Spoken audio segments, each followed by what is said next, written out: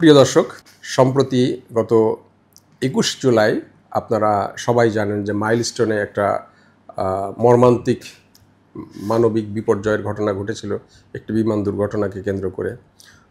এবং সেই দুর্ঘটনা পরবর্তী সময়ে চিকিৎসা তৎপরতায় যেই প্রতিষ্ঠানটি সবচেয়ে বেশি গুরুত্বপূর্ণ ভূমিকা পালন করেছিল সেটি জাতীয় বার্ন ইনস্টিটিউট।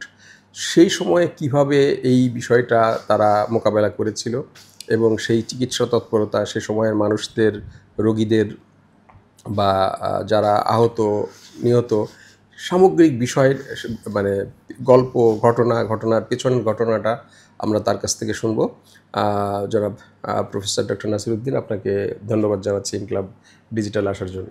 আপনাকেও ধন্যবাদ এবং ইনকিলাব ডিজিটাল যে আয়োজন, এই আয়োজনের কর্তৃপক্ষকে ধন্যবাদ।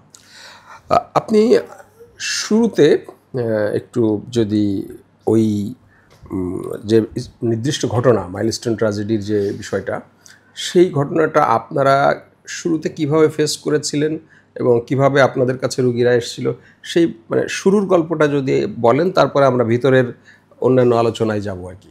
ধন্যবাদ। আসলে অন্যান্য দিনের মতো আমাদের যে বিষয়টা থাকে, আমাদের এই ইনস্টিটিউটটা এমনভাবে তৈরি করা বা এমনভাবে পেশেন্ট ম্যানেজমেন্টের যে আমাদের 24/7ই আসলে অ্যাডমিশন থাকে। অর্থাৎ আপনি রাত দিন 24 ঘন্টার যে কোনো সময় যে কোনো জরুরি রোগী রিসিভ করবার জন্য আমাদের একটা রেডিনেস থাকেই, যেভাবে ঢাকা মেডিকেল কলেজ। রাইট। কিন্তু প্রশ্নটা হচ্ছে, জীবন অবাক না করলে কে করবে? 28% মিল্ক ফ্যাটের অবাক করার সাথে ফ্রেশ মিল্ক পাউডার। জীবন অবাক করুক প্রতিদিন। যে আপনি একবারে 50-এর অধিক রোগী, আপনি ইমার্জেন্সি রোগীকে রিসিভ করা, তাদেরকে সার্ভিস দেওয়া, এটা কিন্তু এই প্রিপারেশন কিন্তু আমাদের সবসময় থাকে না। ওই দিনের যে ঘটনাটা 21শে জুলাই দুপুরের ঘটনা, আমাদের সেই সময় হঠাৎ করে জাস্ট সম্ভবত 1:15 বা এরকম একটা সময় হবে, আমার মন্ত্রণালয় থেকে আমার কাছে একটা মেসেজ আসে। আমি বলবো সরাসরি আমাদের সহকারী উপদেষ্টা স্যারের যে এপিএস মিস্টার শাকিল, উনি আমাকে ফোন করলেন যে স্যার, মাইলস্টোনের যে দুর্ঘটনা, আমরা শুনছি যে একটা দুর্ঘটনা ঘটছে ইতিমধ্যে, কিন্তু দুর্ঘটনা ঘটছে এবং একটা বিমান প্রকারের ঘটনা বা এটা আমরা তখন কেউ জানে। তো উনি আমাকে যেটা প্রথম বললেন যে এটা বিমানটা স্কুলের মধ্যে পড়ছে এবং অনেক হতাহত হতে পারে, আপনি দ্রুত রেডি করেন। এর পরবর্তী পর্যায়ে আমাদের মন্ত্রণালয়ের অন্যান্য উন্নত কর্মকর্তা, আমাদের সেক্রেটারি স্যার, ডিজি স্যার, সবাই মোটামুটি বাই দিস টাইম জেনে গেছে। আমি যেটা বললাম সেটার সাথে সাথে আমাদের তো বললাম একটা নর্মাল একটা ইয়ে থাকে, প্রিপারেশন থাকে। সাথে সাথে আমরা আমাদের যে অফিসিয়াল ফেসবুক পেজ আছে যেটাতে, সাথে সাথে আমি ওখানে একটা নোটিশ করে দিলাম এবং ফোনে যারা সিনিয়র যারা আছে সবাইকে ফোনে জানিয়ে দিলাম। তারা আর কেউ ওই সময় হসপিটাল ত্যাগ করার আরেকটু পরে হয়তো সবাই ত্যাগ করে, 2:30 পর্যন্ত আপনাদের অফিস আপনারা জানেন, তো কেউ আর হসপিটাল ত্যাগ করে নেই। এবং যাদেরকে ইভিনিং ডিউটি থাকে অনেকের, তারা তো পরে আসে। এইভাবে প্রতিটি সেক্টরকে আমরা সাথে সাথে জানাই দিয়ে আমাদের ইমার্জেন্সি রোগী, আপনি যদি যেয়ে থাকেন দেখবেন যে আমাদের ইনস্টিটিউশনে যে ইমার্জেন্সি জায়গাটা আছে সেখানে কিন্তু ওইখানে 30টা বেড আছে, সাথে আরও 5টা বেডের, অর্থাৎ 35 জন রোগীকে একই সঙ্গে রিসিভ করবার মতো একটা ব্যবস্থা আছে।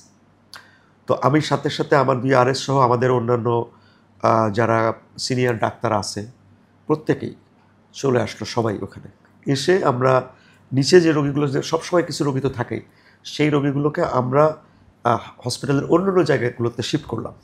অন্যান্য জায়গা বলতে কি আমাদের পোস্ট অপারেটিভ আছে, এইচডিউ আছে, এখানে বেশ অনেক রোগী রাখা যায়। তাদেরকে আমরা যার যেখানে দরকার সেখানে শিফট করে, কাউকে ওয়ার্ডে, তো শিফট করে আমরা পুরো জায়গাটাকে খালি করে ফেললাম।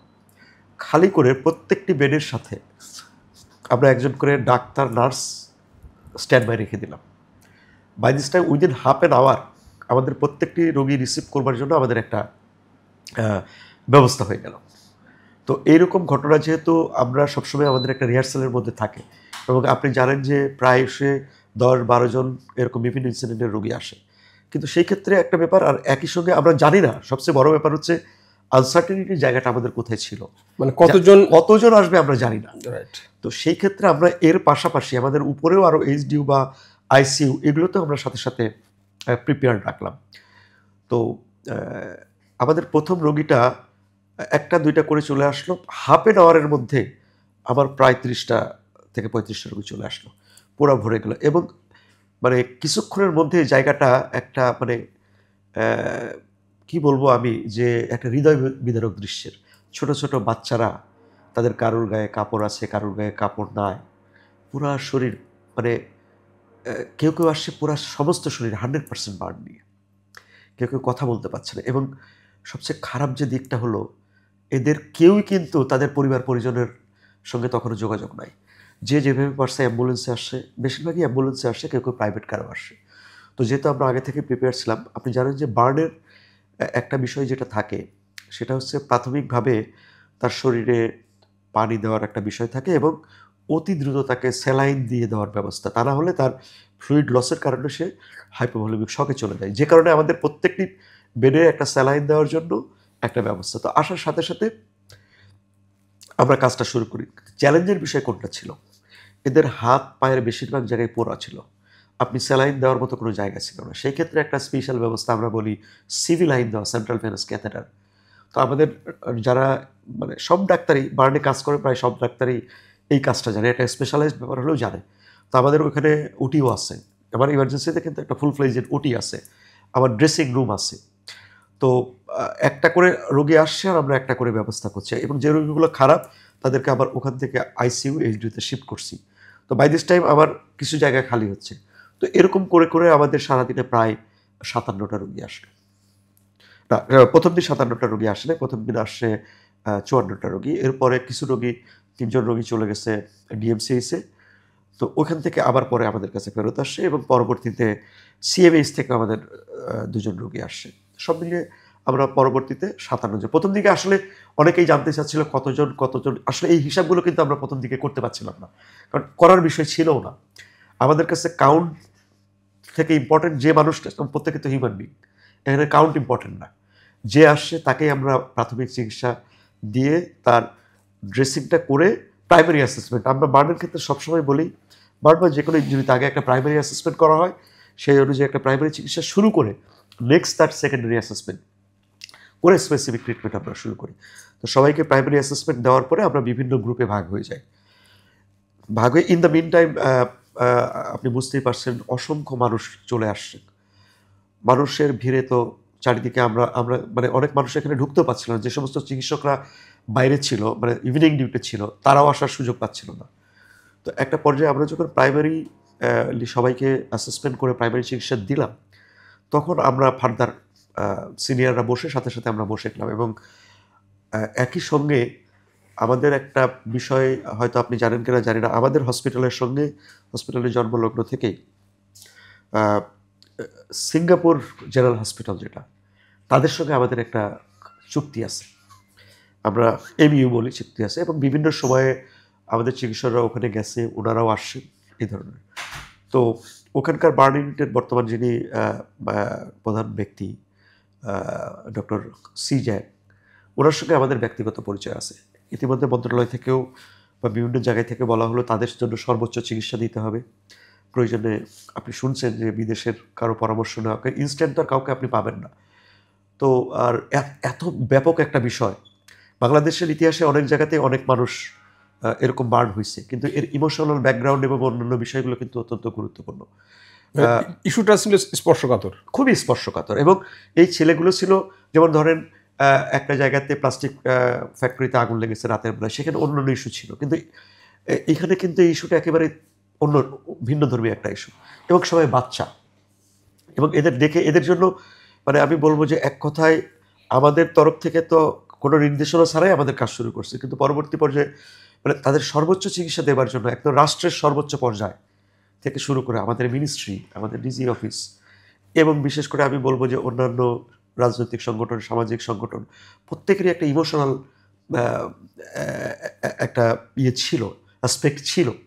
সেই সব কিছু মিলিয়ে প্রথম দিকে অনেকেই পাজেল হয়ে যাচ্ছিল, কিন্তু আমরা মানে যারা এটার সঙ্গে অভ্যস্ত, আমরা খুব অল্প সময়ের মধ্যেই প্রাইমারিলি গুছে আমাদের একটা, আমরা বলি এটাকে এক ধরনের, যেমন একটা বড় ধরনের ওয়ার হলে যেমন একটা কাউন্সিল গঠন করে একটা বৈঠক আমি এখানে ধরেন এই যে আপনি বিদেশি ডাক্তারদের কথা বললেন, মানে আমরা যেই আপনারা যে রুগীগুলো পেয়েছেন সেই রুগীর চিকিৎসার জন্য আসলে কি বিদেশি ডাক্তার প্রয়োজন ছিল, না এই যে আপনি বললেন যে মানুষের প্রত্যাশার কারণে বিদেশি ডাক্তারটা আসলো, বা তারা আসার পরে তারা এমন কি কোনো চিকিৎসা দিয়েছে যেটা আসলে বাংলাদেশি ডাক্তারদের পক্ষে সম্ভব ছিল না, তারা দিয়েছে, এরকম কোনো ব্যাপার ছিল? আপনাকে আমি একটা কথা বলি, ইন্ডিভিজুয়াল চিকিৎসা যদি একটা দুইটা রোগী আসে সেটার ক্ষেত্রে ভিন্ন। আর এই ধরনের যখন একটা দুর্ঘটনা ঘটে, আপনি খেয়াল করে দেখবেন আমাদের দেশ থেকে আমরা মায়ানমারে চিকিৎসক পাঠাইছি, আমাদের দেশ থেকে মায়ানমারে চিকিৎসক পাঠাইছি, অর্থাৎ গাজাতে অনেক মানুষ বিভিন্ন দেশে চিকিৎসা। এই ধরনের যখন ম্যাস একটা ডিজাস্টার হয় তখন কিন্তু ইন্টারন্যাশনাল সাপোর্ট, হেল্প, এইটার প্রয়োজন পড়ে। কারণ এই জিনিসগুলোর ডিসিশন মেকিং একটা বড় ব্যাপার। মানে একজন দুইজন রোগীর ক্ষেত্রে যদি হয় সেটা ভিন্ন প্রসঙ্গ। আর মানে ডক্টরসদের একটা বিষয় থাকে, যখন এরকম ঘটনা ঘটে, সিমিলার মাইন্ডেড পিপল যারা, তারা যখন কনসাল্ট করে, কিছু কিছু রোগী আছে এখানে, মানে যেমন আমি আপনাকে বলি সিজাকের কথা যেটা বললাম, ওনারা, আমরা এই বিষয়গুলো নিয়ে আমরা তাদের সঙ্গে কথা বলছি, তো আমাদের সেট আপ, আমাদের অন্যান্য কিছু দেখে তারা তো পরে আসছে, আপনি জানেন, তারা বলছে যে আপনারা এটা করতে পারবেন, এমন কিছু রোগী আছে এটা আমরা বলতে পারবো না যে আমাদের ওখানে গেলে তারা ভালো হবে, আমরা কোনো গ্যারান্টি দিতে পারবো না। মানে এই শব্দটা তারা ব্যবহার করেছে যে আমাদের এখানে থাকলে, কারণ আপনি জানেন যে অনেক রোগী আমরা বাঁচাতে পারিনি, 100% বার্ন নিয়ে রোগী আসছে উইথ ইনহেলেশন ইনজুরি, এটা তো পৃথিবীর কোথাও স্যালভেজেবল না, এবং আসলে স্যালভেজেবল পর্যায়ের ছিল নাও তারা। তো এবং আপনি হয়তো জানেন যে আমাদের প্রায় 12-11টা রোগী মানে প্রায় নিয়ারলি 100% বাড়ছেন, এবং তারা খুব তাড়াতাড়ি আসলে তাদেরকে আমরা লুজ করেছি। তো এই ক্ষেত্রে যে বিষয়টা আসলো, যখন প্রথম দিকে আমি যে কথাটা উল্লেখ করছিলাম যে সিঙ্গাপুরের সঙ্গে আমাদের একটা এমইউ আছে, এবং ওদের সঙ্গে আমরা বিভিন্ন বিষয়ে সবসময় পরামর্শ করি। আমাদের দেশের আইসিইউ ফ্যাসিলিটিজ এবং অন্যান্য ইনফেকশন কন্ট্রোল সিস্টেমে কিন্তু কিছু কিছু অবশ্যই আমাদের এখনও আছে, যেটা উন্নতি করার জায়গা আছে। আপনি এই কথা বলতে চাই না যে আমরা সব কিছুই পারি, আসলে বলার সুযোগও নয়, এটা বাস্তবতাও না। এবং আরেকটা কথা বলি, আমাদের দেশের যে হিউম্যানিটি, এই হিউম্যানিটি চায়নার হিউম্যানিটি, সিঙ্গাপুরের হিউম্যানিটি, ইংল্যান্ডের হিউম্যানিটির মতো না। এই হিউম্যানিটির কারণে আমাদের দেশে অনেক ইনফেকশন হয়, যেটা কিন্তু মানে আপনি চাইলেও করতে পারবেন না। তো যাই হোক, আমরা সাথে সাথেই আমার নিজেদেরও আমাদের যে টিম ছিল, আমাদের ইন্টারনাল টিম, তাদের সঙ্গে বসলাম, এবং মন্ত্রণালয়েরও কিছু পরামর্শ ছিল আমাদের। সব মিলিয়ে শুরুতেই আমি সিজ্যাকের সঙ্গে, সিঙ্গাপুরের, ওর সঙ্গে আমি টেলিফোনে কথা বললাম, তো ওকে আমি বিস্তারিত জানাইলাম। তো যেহেতু ওর সঙ্গে আগেও আমার অনেক কথা হয়েছে, আগেও অনেক কাজ করছি, so we know each other. তো মোটামুটি আমরা একসঙ্গে বসেই ওর সঙ্গে কথা বলে আমাদের যে কনফারেন্স রুম, যেটাকে আমরা আসলে এটার ওয়ার জোন হিসাবে ঘোষণা করে আমরা যেটাকে পুরা টিমটা পরিচালনা করছি, আমাদের টোটাল টিমটা, তো ওইখানে আমরা ডিসিশন নিয়ে ফেললাম যে আমরা কীভাবে আসলে আগাবো। তার ডিটেলসে বলা হয়তো মেডিকেল টার্ম নাও হতে পারে, কিন্তু আমরা সাথে সাথে ক্যাটাগরি করে ফেললাম যে আমরা এইভাবে আগাবো। এবং প্রতিদিন আমাদের, যার সংক্ষেপে বলি যে প্রতিদিন সকালবেলা এটা নিয়ে একবার কথা বলবো, সেই অনুযায়ী কাজ শুরু হবে, বিকেলে আরেকবার কথা বলবো, রাতে হোয়াটসঅ্যাপ মিটিং হবে। আমার সাথে সাথে এর জন্য আলাদা একটা কন্ট্রোল রুম তৈরি করে ফেলছি, একদম মানে স্পেসিফিকভাবে কন্ট্রোল রুম, এবং কিভাবে তাদের জন্য কাজ করা হবে ডেডিকেটেড ওটি করে ফেলছে। আমাদের কিন্তু মনে রাখতে হবে, একই সঙ্গে আমাদের 500 রোগীর স্থান, অন্যান্য রোগী কিন্তু আসছে, তাদের ব্যাপারটাও কিন্তু আপনি ইগনোর করতে পারেন না। তো আমাদের যে নিচে 1টা ওটি, উপরে 10টা ওটি, এগুলোকে আমরা তখন প্রথম দিকে প্রায় 8টা ওটি আমরা ব্যবহার করে ফেললাম এদের জন্য।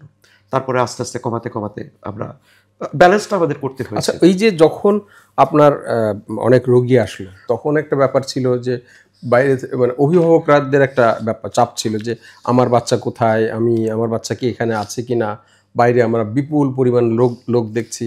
আবার হঠাৎ করে বলা হলো যে রক্ত দরকার, আবার বলা হলো যে না, যে রক্ত দরকার নেই। এই বিষয়গুলো আসলে কীভাবে? এইটা আমি প্রথমে তাদের কথা বলি, আমরা অল্প সময়ের মধ্যেই যারা আসছে তাদের একটা ডেটা তৈরি করে ফেলি, আর আমাদের নিচে একটা ডেটা সেন্টারই আছে। আমরা গ্রুপগুলোকে এভাবে ভাগ করেছি যে একজনরা চিকিৎসা দিচ্ছে, আরেকজনরা তাদের তথ্য সংগ্রহ করছে। তথ্যগুলো আমরা সাথে সাথে আমাদের কম্পিউটারাইজ করে ফেলেছি। যাদের বেশ কিছু তথ্য অসম্পূর্ণ ছিল, কারণ কেউ ফোন নম্বর কেউ বলতে পারছিল না, যে সমস্ত রোগীরা 100% ছিল, তো তাদের তখন স্কুল থেকে লোকজন আসে, স্কুলের লোকজন আমাদেরকে আইডেন্টিফাই করতে সহায়তা করে এবং আমরা তাদেরকে লিস্ট করে আমাদের বিভিন্ন জায়গায় টাঙিয়ে দিই। অর্থাৎ শুরুতে একটু সমস্যা তো হয় এরকম একটা ম্যাস ক্যাজুয়ালিটিতে, কিন্তু খুব অল্প সময়ের মধ্যে আসলে আমার হসপিটালে কারা কারা আসে সেটা আইডেন্টিফাই হয়ে যায়। তো আমি যেহেতু আগেই বলছিলাম আমাদের একটা অর্গানাইজড গ্রুপ আছে, মানে এক একজন এক এক কাজের জন্য এক্সপার্ট, তো সেটাকে আমরা সবাই মিলে মানে এটা করে ফেলছি, তেমন কোনো প্রবলেম হয়নি। আর রক্তদানের যে ব্যাপারটা বললেন, আপনি চিন্তা করেন যে আপনি হয়তো দেখেছেন যে বাইরে হাজার হাজার মানুষ ভিড়, এবং এদের অনেকেই রক্ত নিয়ে, এবং সোশ্যাল মিডিয়াতে বিভিন্ন যারা সোশ্যাল মিডিয়াতে কাজ করেন, যাদের সেলিব্রিটি অথবা যারা অনেক ফোকাস, তাদের অনেকেই কিন্তু এই কথাগুলো প্রচার করেছে যে অনেক রক্ত লাগবে। কিন্তু মূল বিষয়টা ছিল যে অন্যান্য অ্যাক্সিডেন্ট, অর্থাৎ একজন মানুষের শরীরে অ্যাক্সিডেন্ট হলো, অ্যাক্সিডেন্ট হয়ে তার রক্ত বের হয়ে গেলো, তার জন্য যেমন ইমিডিয়েট রক্ত দরকার, বার্ডের রোগীর জন্য কিন্তু ইমিডিয়েট রক্ত দরকার হয় না, বরং অনেক ক্ষেত্রে এই ফ্লুইড দেওয়ার কারণে ডাইলেটেড হয়ে হিমোগ্লোবিন বেশি দেখায়। তো প্রাইমারিলি ওই দিনের ক্ষেত্রে যদি সাথে বার্নের সাথে অন্য কোনো ট্রমা না থাকে, তাহলে কিন্তু কারোরই রক্ত দরকার হয় না। তো আমাদের কাছে যারা আসছে তাদের আসলে বার্নই ছিল, অন্য ট্রমা তেমন একটা ছিল না, তো রক্ত ব্যাপারটা তখন জরুরি ছিল না। কিন্তু মানুষের তো ধারণা যে রক্ত লাগে, মানুষ প্রাইমারিলি সবাই এই আবেগের কারণে, আমরা জানি যে আমরা বাঙালি জাতি আবেগী হিসাবে আমরা চাই এবং ইমোশনটাকে আমরা খুব দ্রুত এক্সপ্রেস করি, এবং এই ইমোশনের প্রতি কিন্তু আমাদের শ্রদ্ধা দেখাতেই হয়। এই বাচ্চাদের জন্য তারা যে ছুটে আসে, এরা কেউ হয়তো এদের পরিচিত না, জন না, তারা ছুটে আসে। তো একটা পর্যায়ে জিনিসটা হয়ে গেল একেবারে আনবেয়ারেবল। তখন আমরা প্রাইমারি ম্যানেজ করার পরে আমি নিজে সহ আমার অন্যান্য যারা কলিগ ছিল, সেই সিনিয়র কলিগদের সহ আমরা নিচে চলে আসি। নিচে এসে হ্যান্ড মাইকিংয়ে তাদেরকে আমরা সাথে সাথে জানাই, এবং বিভিন্ন মিডিয়াকেও আমরা বলি যে আমাদের আজকে কারো রক্ত দেওয়ার দরকার নেই।